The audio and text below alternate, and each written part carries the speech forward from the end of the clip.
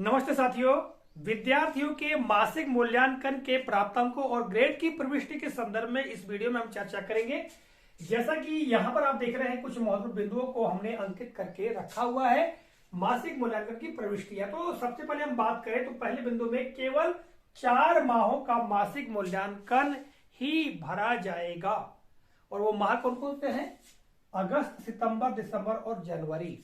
साथियों, राज्य शिक्षा केंद्र के द्वारा पूर्व में जो दिशा निर्देश जारी किया गया है, जो कि 4 अगस्त 2023 का है, इसमें सतत व्यापक मूल्यांकन से संबंधित सत्र 2023-24 के लिए जो कार्यकारी निर्देश है वो पूरे दिए गए हैं और यहीं से हमने जानकारी लिया है।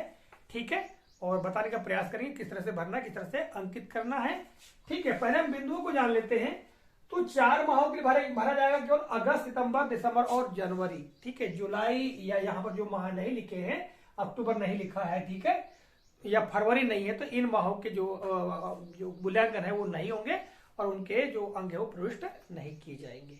ठीक है, दूसरा बिंदु है कि कक्षा 4 से 8 का मासिक मूल्यांकन होगा, यानी कक्षा 4वीं, 5वीं, 6वीं, 7वीं, 8वीं इनका मासिक मूल्यांकन होगा। जबकि अगले बिंदु में आप देखेंगे तो कक्षा 1, 2, 3 का मासिक मूल्यांकन नहीं होगा। इनका जो मूल्यांकन है वो FLN जो आधारित साप्ताहिक मूल्यांकन है या आकलन है, उस आधार पर ही किया जाएगा।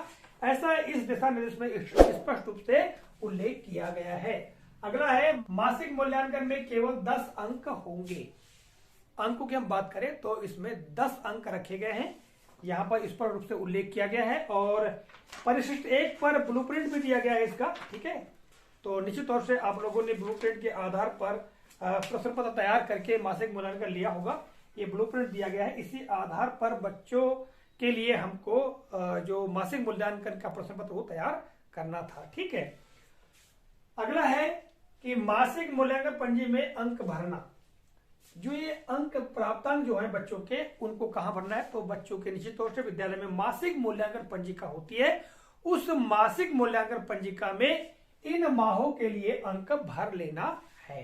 ठीक है, यहां पर अंक भरे जाएंगे, क्योंकि हम यहां अंक दे रहे हैं तो जो मासिक मूल्यांकन पंजिका है उसमें अंक भरे जाएंगे। किंतु आगे क्या कहा गया देखिएगा, आगे है कक्षा 4, 6 व 7 के छात्रों के मासिक मूल्यांकन के प्राप्तांकों के ग्रेड निकालकर वार्षिक मूल्यांकन के प्रगति पत्रक में भरना।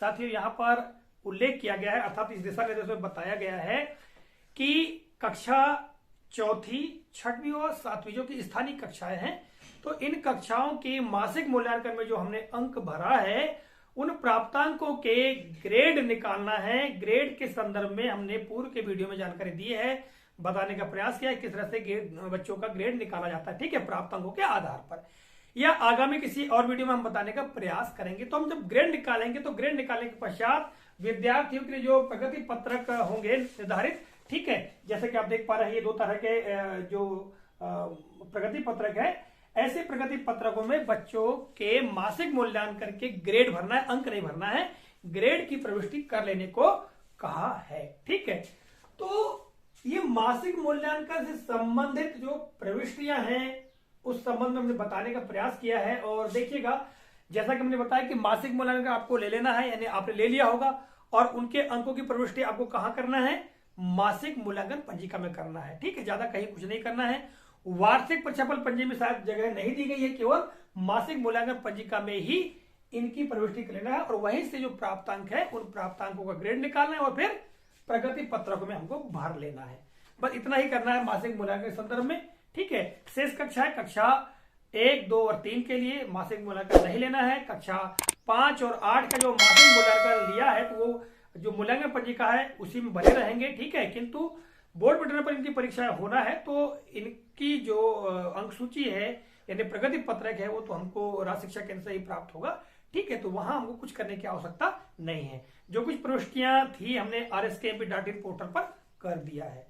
तो आज के इस वीडियो के बस इतना ही, मिलेंगे अगले कालखंड में किसी नए प्रकरण को लेकर। तब तक के लिए जय हिंद।